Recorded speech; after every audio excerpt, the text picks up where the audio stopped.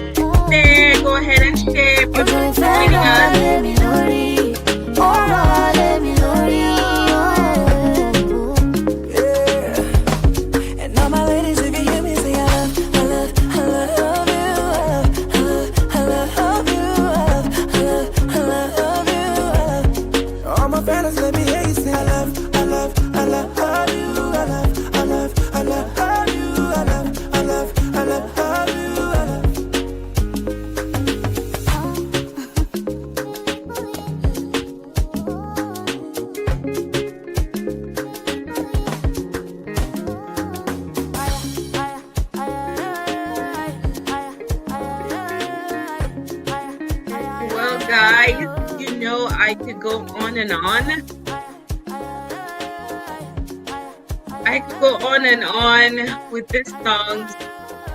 This is what keeps me going. I'm telling you, music is food for the soul. Well, welcome once again to the Immigrant Mom Show. If you are joining us for the first time on this platform, we are an organization that is, geared towards helping women or parents who are raising up children in a culture that they did not grow up in. So the Immigrant Mom Show is an arm of the Immigrant Mom Organization. The Immigrant Mom Organization has a mission to equip, to empower, to educate the parent, the mom that is raising children in an environment, in a country that she did not grow up in. The thing about motherhood is it's so unique. We're learning all the way. Talk to a mom who has a toddler, a mom with a teenager, a mom with a grown man, a grown woman, and they'll tell you they're always learning. But in our case, we're learning not just to be moms, we're learning about a terrain we did not grow up in. And you see why it is so important for us to come together and share our stories. Because when you hear someone else's story, it gives you, number one, courage to know that you're not the first and not the only one. Someone else has been down that road. And you might reach out to them, why not? And say, please hold my hand because I'm currently going through what you had gone through.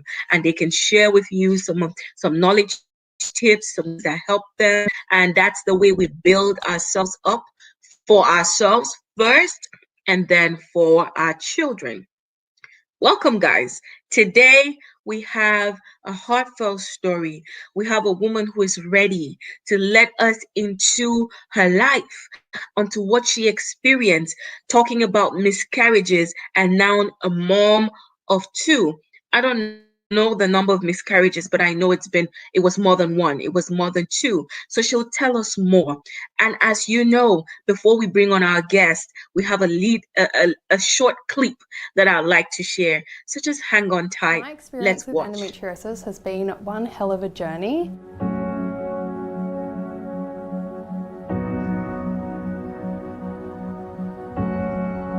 Endometriosis is where tissue that's similar to the lining of your uterus actually starts to grow outside of it instead. You can get cysts or you can get little patches, and these little patches stick everything together. We're all having this little party with a big spider web in there with my uterus, my bowel and my ovaries.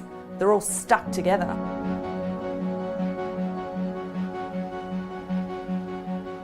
For each girl, a lot of the time, the symptoms can be different. My period started when I was 10. And my pain started somewhere between the ages of 10 and 14. I honestly don't even know how to explain the pain. It just felt like someone was stabbing me constantly into my lower stomach. The pain feels like a cat is scratching inside your uterus walls. I've broken my shoulder before, and that doesn't even compare to the pain of endo. I've only just realised pretty much now that I'm 25 that I was not having a normal period all these times. It was deemed normal to have a bit of pain, so you'd go to school, you couldn't do PE, but no one knew what was wrong, so you kind of just toughed your way through it. I've only got a split second to say to someone, I'm going to faint, and then I'm on the floor having a fit. There was a time it happened in hospital and I almost bit off my tongue, it was so bad.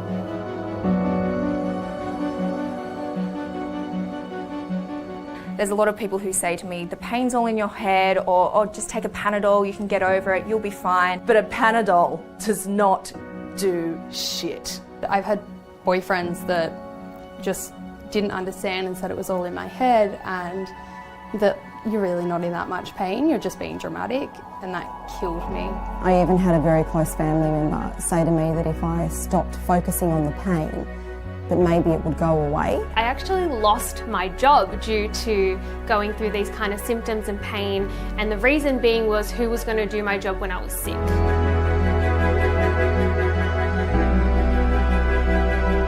You have to get surgery, and hopefully you don't have to keep having the surgery. I got diagnosed when I was 15, 16, roughly around then. I'm now 21, and in that period of time, I've had 6 surgeries. I had surgery.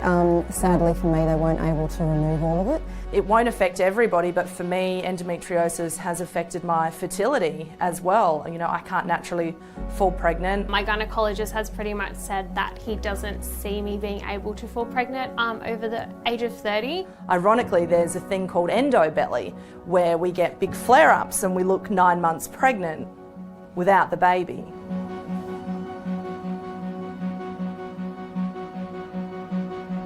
The worst part of living with endometriosis, apart from all of the pain and the bloating, would definitely have to be constantly having to explain to people what the disease is, simply because no one really knows what it is. I had no idea what endometriosis was. I didn't even hear the word until early last year. The diagnosis itself was a huge relief. I've never felt such relief that I could finally say, now I know what's wrong and I can actually tell people that I'm not imagining this. It blows my mind that endometriosis isn't made that aware in today's society. For people out there, I just feel like they need to understand that you need to be kind, supportive, and just try and understand. Endometriosis has no cure. It's there for life. So you need to learn to live with it. You need to find your support networks, and you just need to hold faith that we will get enough funding, that we can find a cure. We need research into this condition, and if we keep this awareness up, if we keep talking about it, if we get that funding, the young girls growing up now will hopefully have that cure.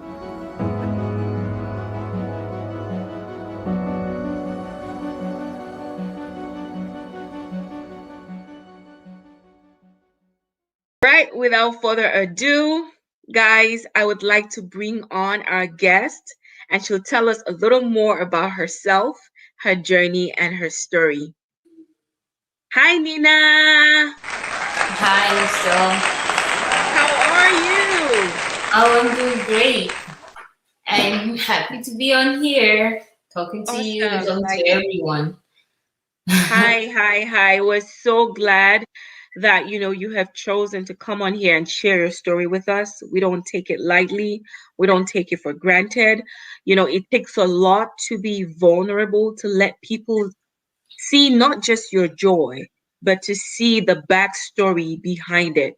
We've talked about miscarriages, we've talked about, your life and everything, how what happened. But I just want you to take us down memory lane. When did the problem start? When did you know it was a problem? Just, give us a little summary about what that was. That's kind of like a broad question, because I mean, I don't even know when I can like tell you that, okay, the problem started here, when you're a teenager, you have, when your body starts changing, you start thinking about all these things, hey, I'm going to be a mother someday and all of that. But then you can only say you felt the problem. The problem has actually started when you actually try to become a mother, and Right. Things go south, or it doesn't, things don't happen as planned. But the backstory for me is endometriosis. So I had endometriosis. I was officially diagnosed in 2006. 2006, yes. That's when I had an official diagnosis. But that's a huge word. Let's break it down a little bit, because I really want to know what made you go into the hospital. Were you in pain, or what happened before that diagnosis? But before you answer that question, what is endometriosis? Endometriosis pretty much is there's a lot of literature out there on endometriosis, but a lot of people, I realized, are not knowledgeable about endometriosis, and sadly enough, many of us suffer from endometriosis without even knowing about it. Sometimes it comes in a combo with the fibroids and all those other things which are more common. But endometriosis, it's there's still a lot of research going on. It's not well understood, honestly, because different doctors will tell you different things. But from what I've gathered in my own research, which I've done a lot of research, it's pretty much a condition where you have the tissue that lines your uterus pretty much growing in different areas of your abdominal cavity. I don't know if that makes any sense. Yeah, in my case, I had it growing like on my intestines and all that stuff. So when you have your cycle, that tissue reacts the same way that your uterine tissue reacts. So you have the breakdown, the shedding, and all that stuff. So it's not growing where it's supposed to be. So it causes problems there. In my case, it was growing on my, it's part of my large intestines. When in 2019, I had the biggest surgery I've had. I've had surgeries. I've had a total of 7 different surgeries. But in 2019, I had major surgery for endometriosis, which lasted about 10 hours. And the doctor they found endometriosis in 26 different areas in my abdominal cavity. Whoa. Yeah, so they took out endometrial tissue from 26 different areas that were not, it's supposed to be in the uterus. That we're not growing in the right place. So if I understand this correctly, yes, it's this tissue that is supposed to be in the uterus. Yes. That finds itself growing in different other places in the body, and that causes complication. Causes complications, bloating, heavy menstrual cycles. You have buildup of fluid in your abdominal cavity. In my case, but it has different manifestations for different people depending on how severe the symptoms are. But I had stage 4 endometriosis. I had a very severe case of endometriosis. So stage 4. So it's classified in stages. Yes. All right. So so every month that would cause me a lot of problems. I mean, that had been ongoing. I started noticing, based on the same symptoms I had when in 2006 when I was diagnosed. I had the same symptoms which I remember having when I was as young as 13. Back in Cameroon, but then the diagnosis wasn't made then. Right. And so when I came here, when I came to the United States, I used to have those same symptoms. I'll end up in the ER, and then in 2006, when I went to the ER one time with the very strong abdominal pain and and all of that, I went into surgery, and that's when the doctor told me, you have a very severe case of endometriosis. And that's the first time I learned about endometriosis. So surgery is a method for them to diagnose what the problem. Yes, usually you go through an exploratory, usually they call it an exploratory laparoscopic surgery, where they just go in with the probes. They do like 3 little incisions in your abdomen, and they go in there. They call it exploratory because they don't know what's going on, so they're going in there to find out what's going on. And so when they went in there, and they're like, "Oh, we found endometrial tissue here, here, and here," and they told me they used the laser to kind of burn it off. But that's no guarantee that it's not going to come back or it's not going to keep bothering you. So, right. But that's how the diagnosis was made then. A lot of women get married, and then in the course of trying to have kids, realize that they have a problem. But in your case, you knew you had a problem. That was 2006. You had a diagnosis, and you got married many years later. Yes. Where did you find the hope to keep trying to conceive? Was it ever discussed with you that you may not have kids, or how did that journey to being a mother start with you? It was, of course, when they make that kind of diagnosis, they tell you, the doctors are always usually very honest. Like, endometriosis it could compromise your fertility. But in 2006, I wasn't trying. Right. Babies were very far thought then. I was still trying to graduate. And you're focused on different things at the time, but right. Of course, they tell you something that you're supposed to think about and sort of take it seriously. And the doctors told me, I remember you better start trying now, but you're not just gonna try just because right. At least that's what I'm thinking at the time. I'm like, I'm just gonna take it as it is, and just keep working and doing what I'm doing at the time. Just focusing the stage of life I'm in right now. And then I went on to get married in 2015. Then I started trying. We got pregnant two different times. Well, twice. Yeah. And lost both pregnancies. And the main cause was the endometriosis. I had a diagnosis. The doctors found fibroids. Every time they go in there, you have fibroids as well. But the biggest issue for me was endometriosis. And I miscarried.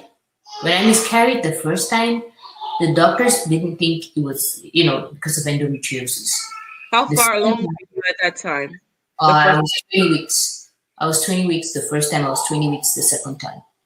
So both times they never attributed it to endometriosis. But before I got pregnant the third time, I felt like my insides needed to be cleaned. I felt like it was just a feeling I had, and I had the conversation with my husband. I felt like, there's got to be a solution to this endometriosis. There's got to be a solution to this problem.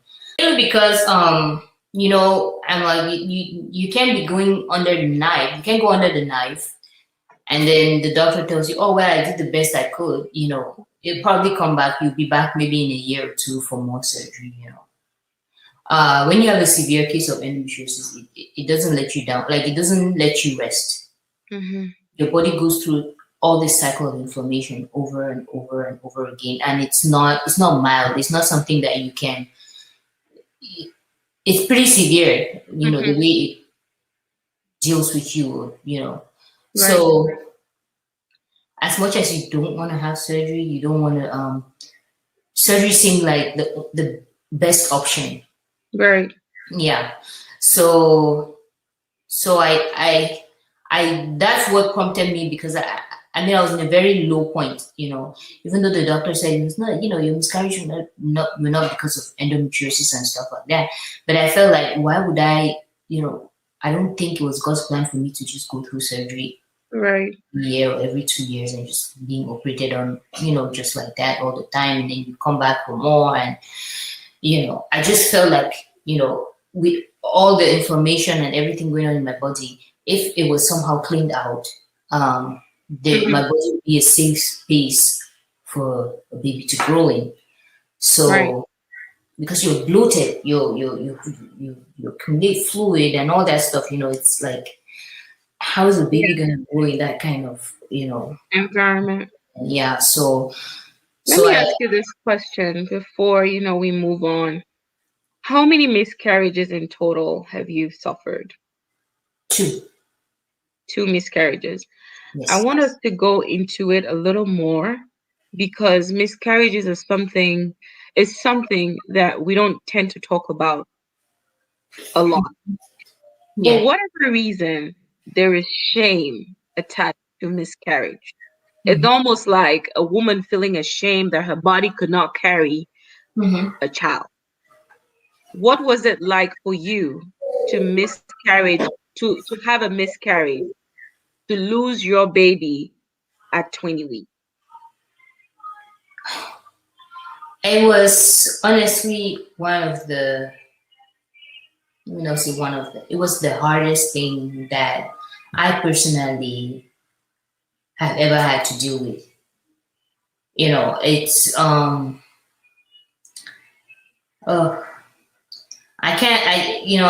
going into the details gets me still emotional, but it was very hard. It was I don't know how else to put it to you, but it was one of the hardest things I've had to deal with.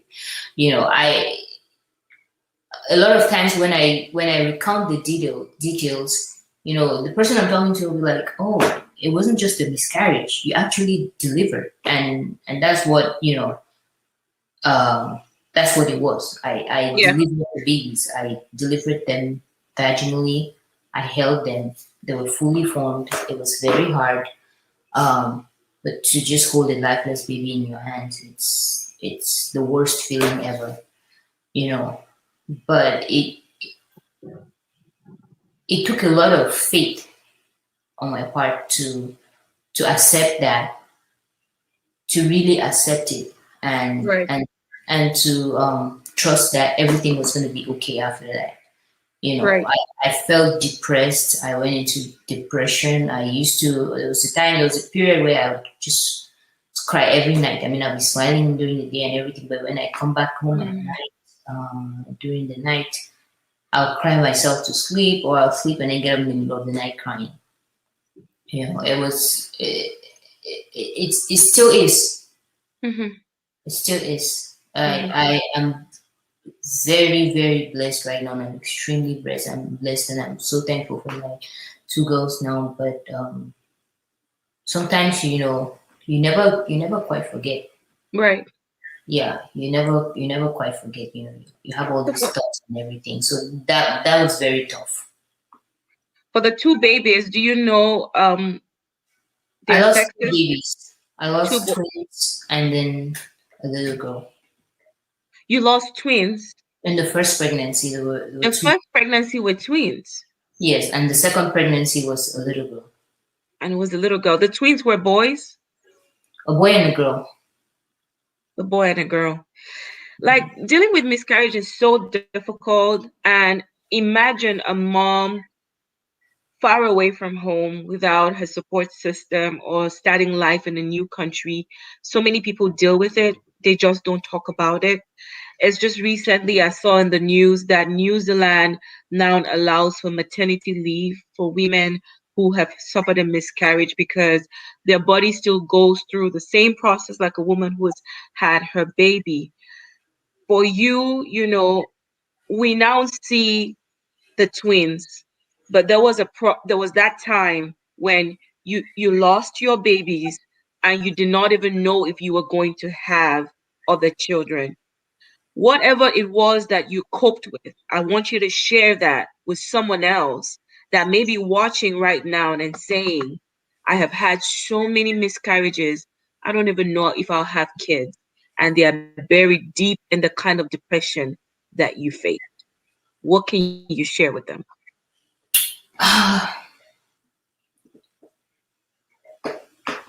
It's a very tough. It was very tough for me personally.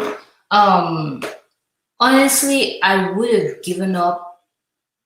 A lot of times, I really did feel like giving up, but then it took a lot of faith. It took a lot of faith. I'm not just talking about faith in nature or faith in destiny or whatever. It took a lot of faith in God.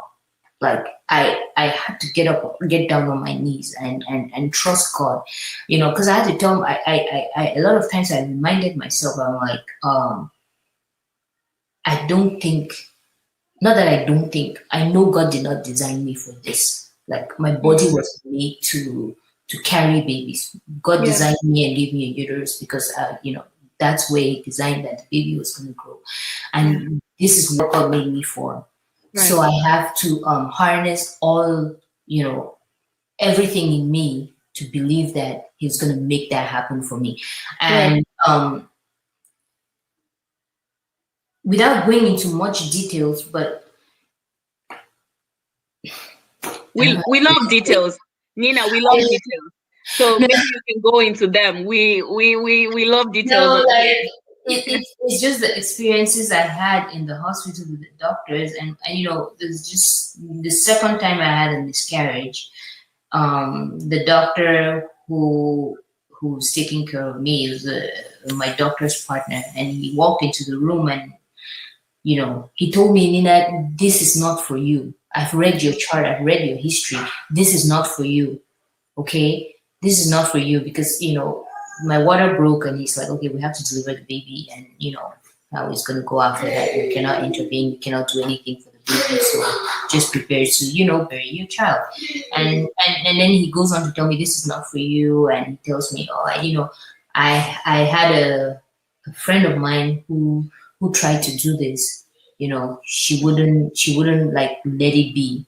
And guess what? She died. So you need to let it go. You need to let it go. If you want to have more babies, you need to get a surrogate. I have a network of surrogates, and I can get one for you. And he just went on and very insensitive.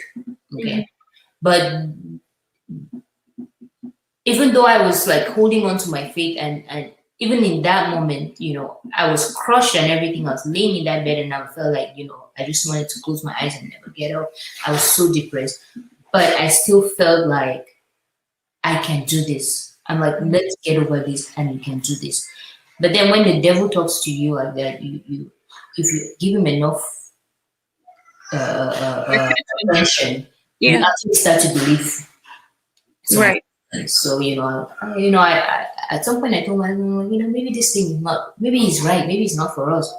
And My husband he's very supportive. He's very, very understanding, and he told me, you need to just forget about what he said. How can you say such a thing? How can you even think,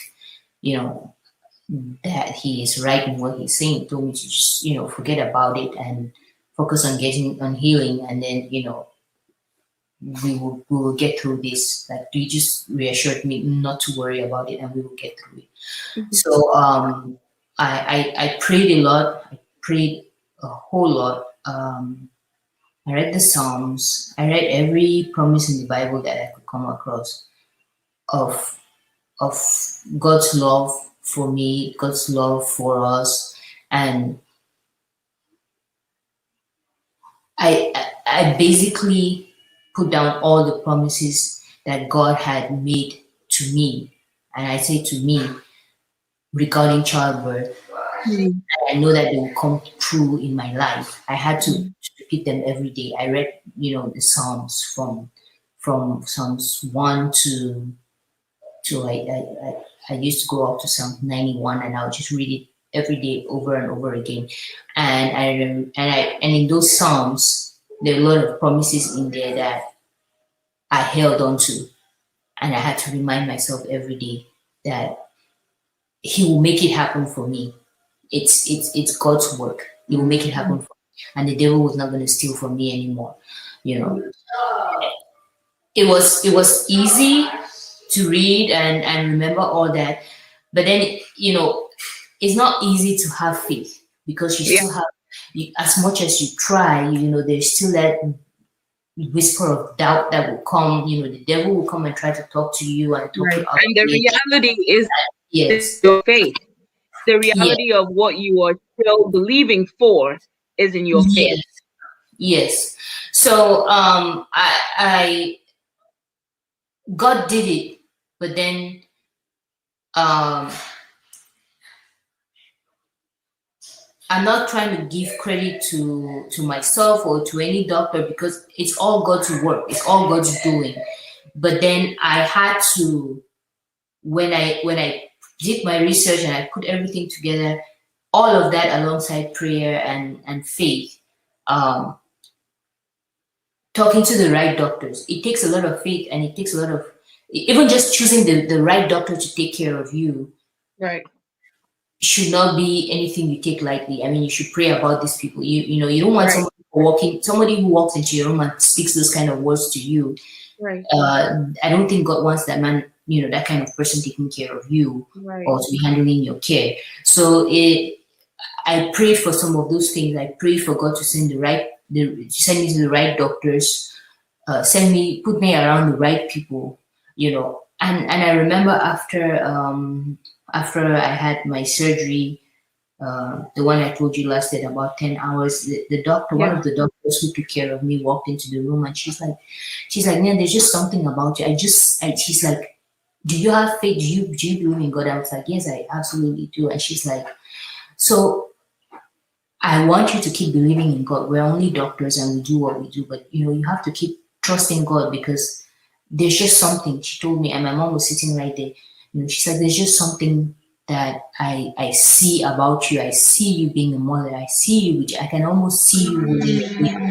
So she told me that, and then we talked a little. She left my room. Then she rounded the next day or a couple of days later, and she came back to me and she's like, "You'll be okay. You'll be okay." She just she was very, very reassuring, and that stayed with me.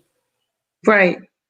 That stayed with me, and even after I was pregnant, and of course, like I said, you get shaky at times.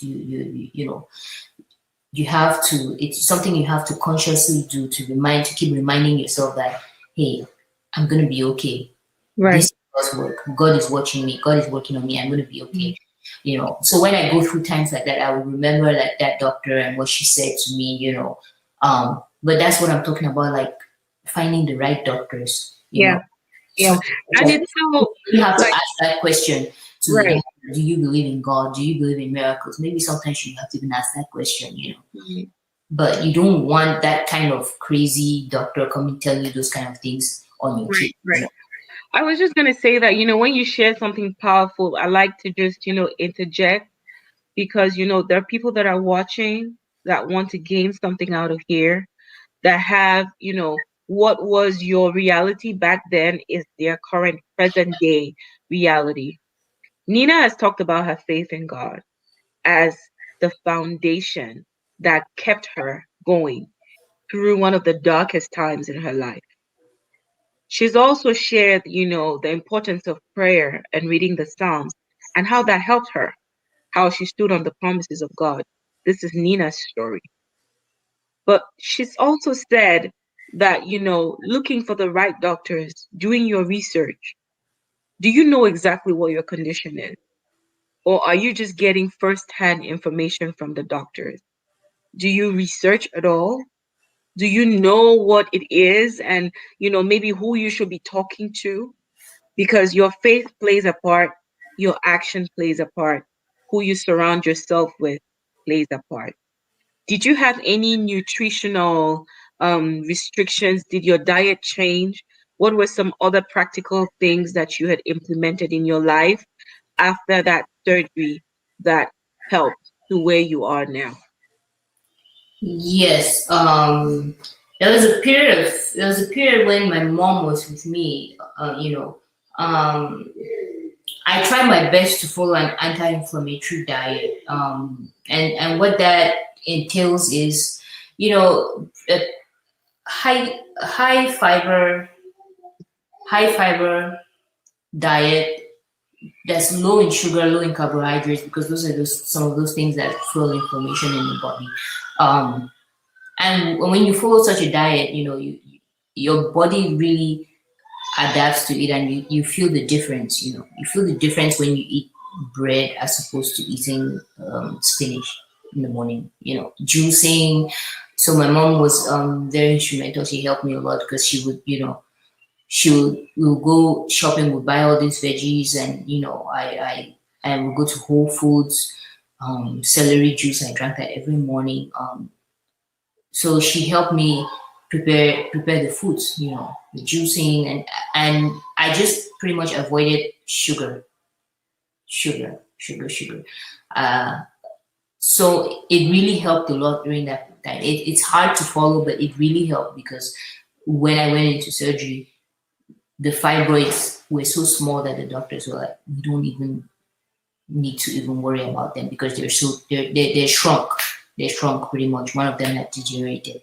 And I attribute that a lot to dieting, like following an anti-inflammatory diet, Right. avoiding carbs, avoiding sugars, avoiding alcohol, and some dairy. It's hard. It's hard to follow, but But if it's you do doable. focus on it, it's doable, definitely doable. But if Right. you focus on it, it's actually very helpful for your body. So that has helped me. I every now and then I would do it, but it's hard. It's not Right. easy, but you've got to have the willpower to do it. Right.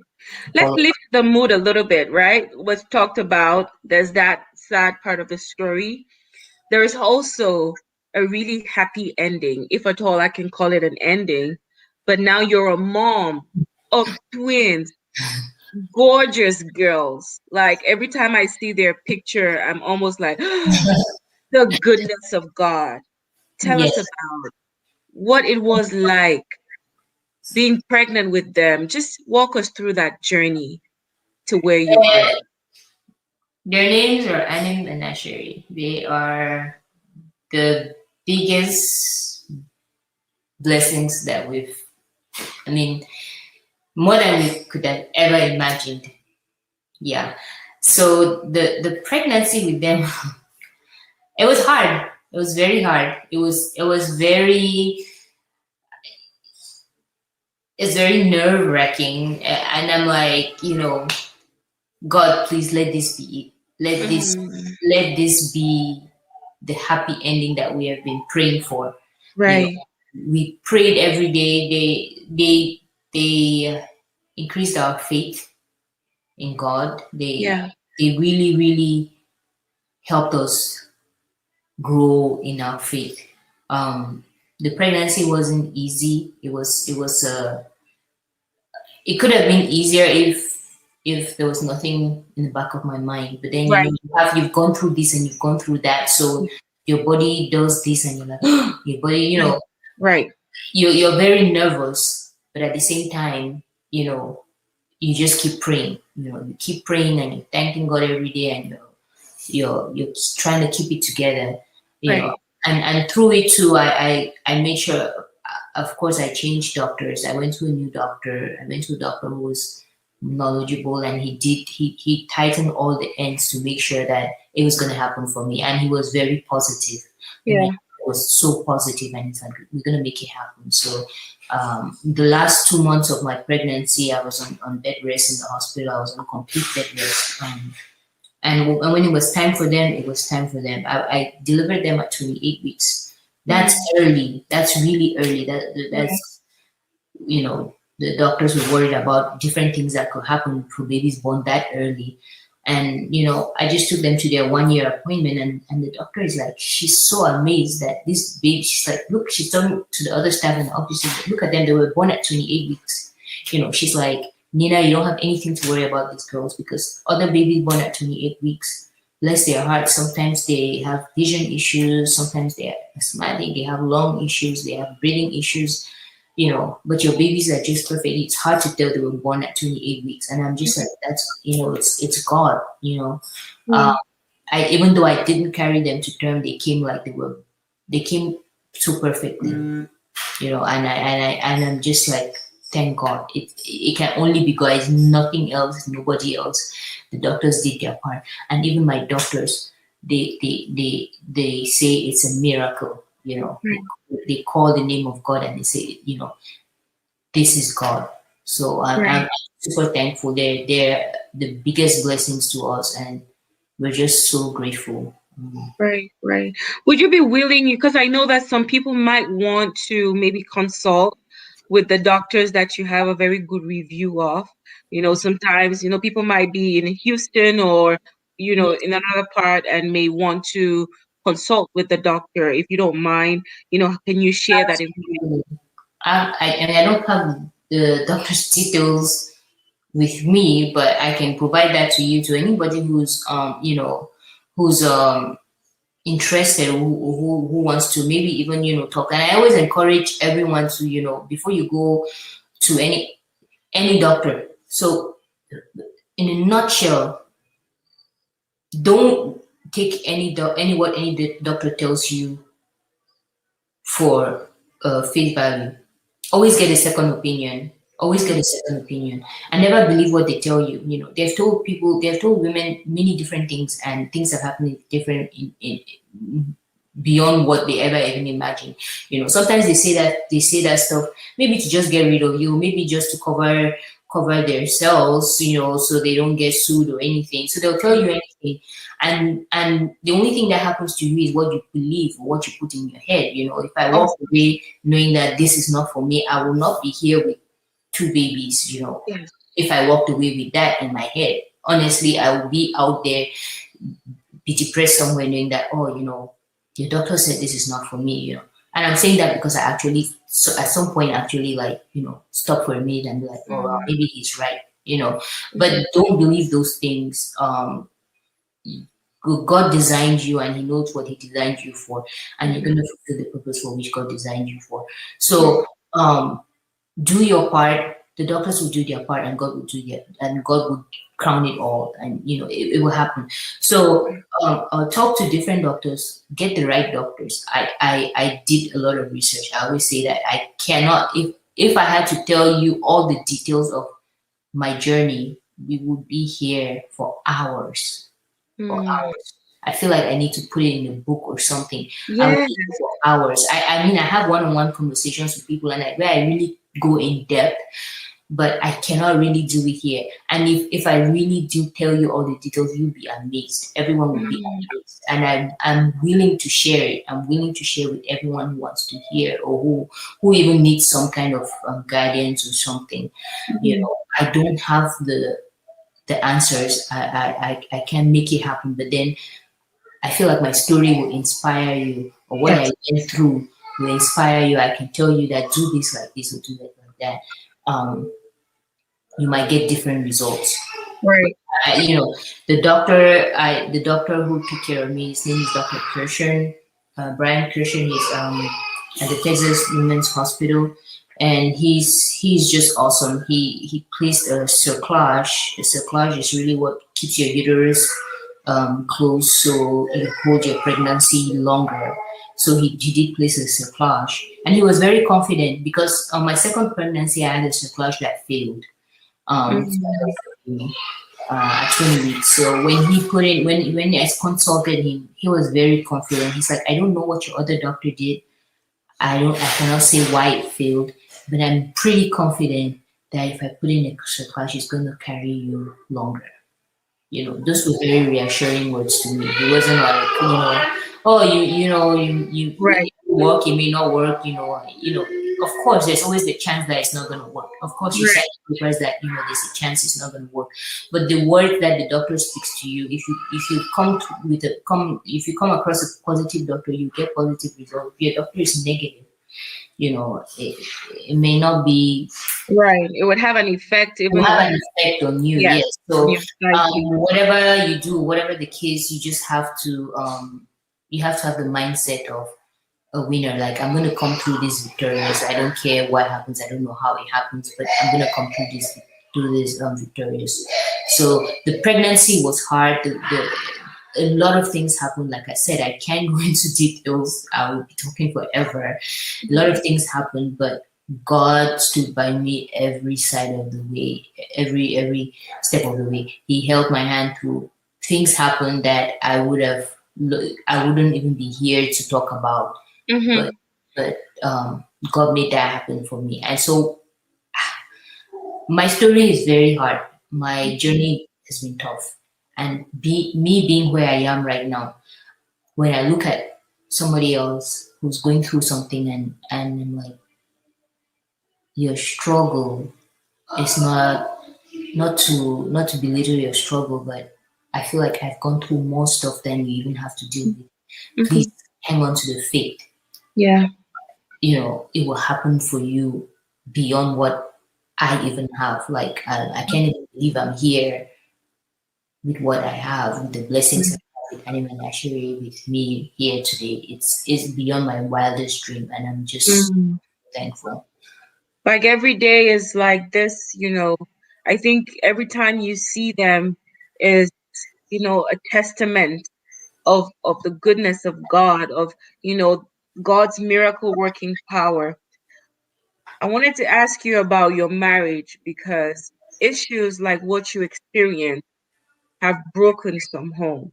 Many. So many homes have not survived this experience. What was it that kept you both together, and how can you encourage other men who might be watching how to be supportive of a wife that is wearing your shoes? It's been so amazing. Like, my husband has been the most. I don't think I would have gone through it if he wasn't as supportive as he was. Yeah. Every time something negative came up in my head, he would just be like, shut it out. Don't even think about that. Why would you think about that? He always filled me with positive thoughts.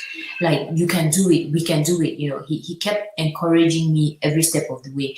No matter how much pain he saw me, no matter how much, despite all the things the doctor said and all that, but I felt like his faith was even stronger than mine. He was very strong, and he was very what's the word I'm looking for? He was very positive. Despite all that was going on, he still felt like it was still going to happen for us. At no point, he had his weak moments where he would just break down. He would why is this happening? Why is this happening? But at the end of the day, when he saw me down, he picked me up, he lifted me up. Everything was going to be okay. And the same thing from his family. We had a very, very, very strong support system from my family, his family. My mom had been with me a lot of times, through my surgeries every now and then. She's always with me. So she was always there to take care of me. She was always there to reassure me. Having your mom around, I mean, it's such a blessing. My mother-in-law, even though she couldn't be here, but she would always talk to me and tell me, no, don't worry about it. Everything will be fine. Everything will be fine. All that, trust me, all that positivity fed into my spirit and it fed into my body. Right. When I felt like something was going to go wrong, and I remember all this positivity from the people around me, I knew everything was going to be okay. Right. So the family unit, the immediate family, the distant family, everyone was so supportive. Everyone and friends. Not only talk about my family, friends. Right. Very supportive for us. So our marriage, I always say, my husband, he'll drive me crazy sometimes. Like, I want to strangle you, but then I'm like, no, you cannot strangle this man because he's put up with all what he's put up with. Right. Yes, I couldn't have it. And I think about like he's been amazing. Our relationship grew stronger through it. It's not always easy. Like I said, we have times when we just break down. I mean, like he would break down in tears and everything, but he was always, always, always very positive and encouraging and let me know that everything was gonna be okay. Well, that's amazing. That's truly the beauty of why, we get married, to have someone who can lift you up when you're down, to have somebody else that you can lift up when they're down. And that's the beauty of it. We cannot end the session without me asking you a question that I know is burning in so many people's minds. Nina, how can I have twins if I wanted to have one? To have twins. I don't know.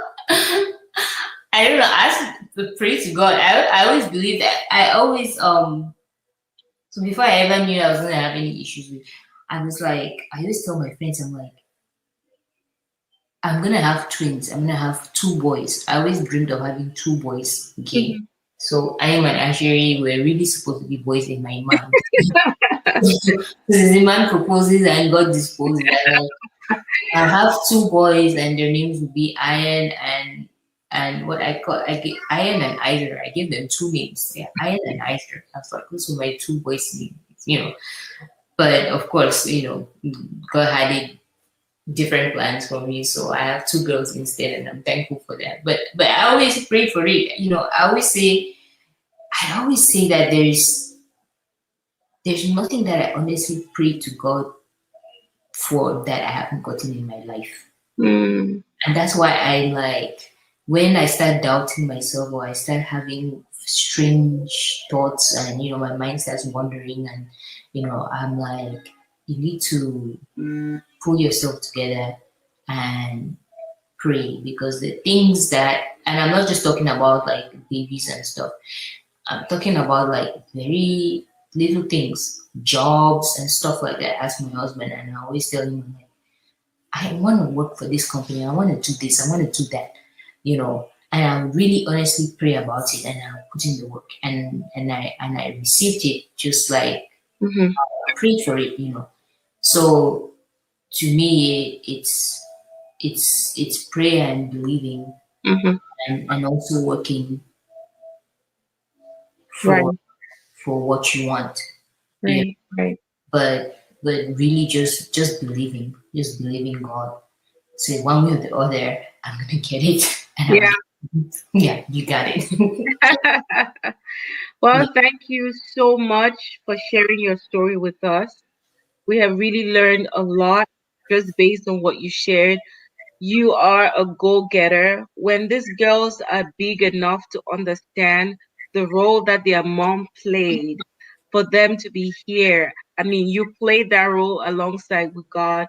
I can just see these girls being super proud of their super mom. And I really pray for them, based on my experiences. I don't want them to go through the same thing that I've been through.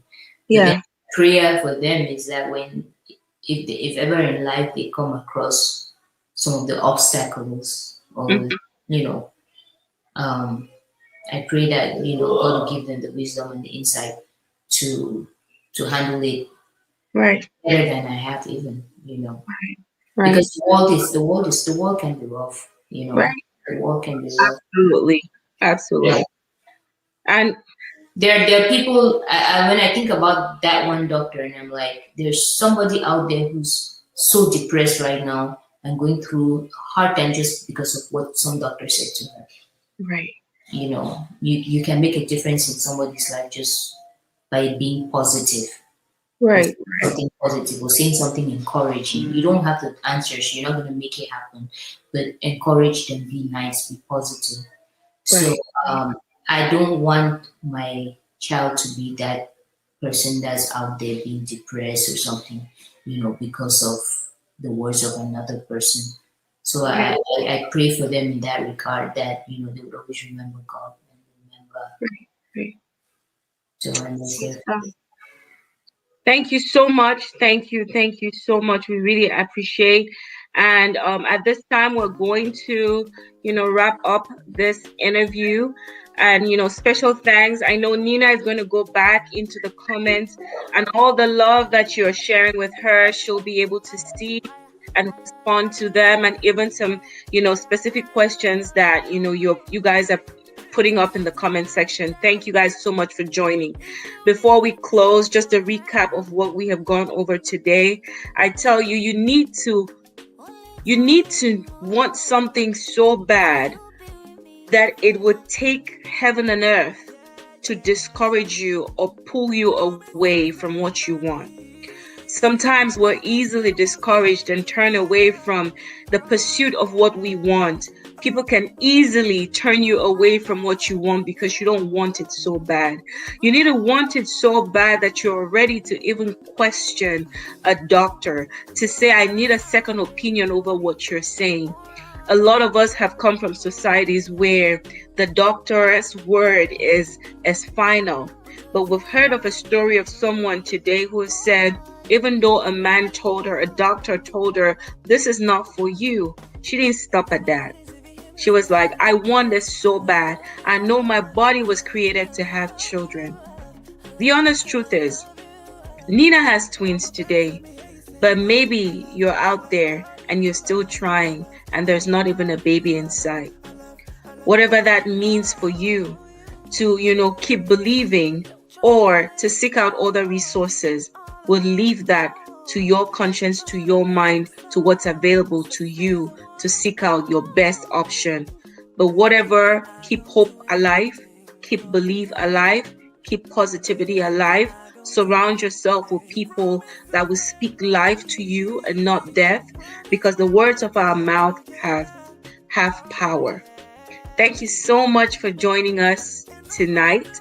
And until next 2 Thursdays, I hope you stay blessed, and we'll be back again with a heartfelt story for you here on the Immigrant Mom Show. Have a great Thursday.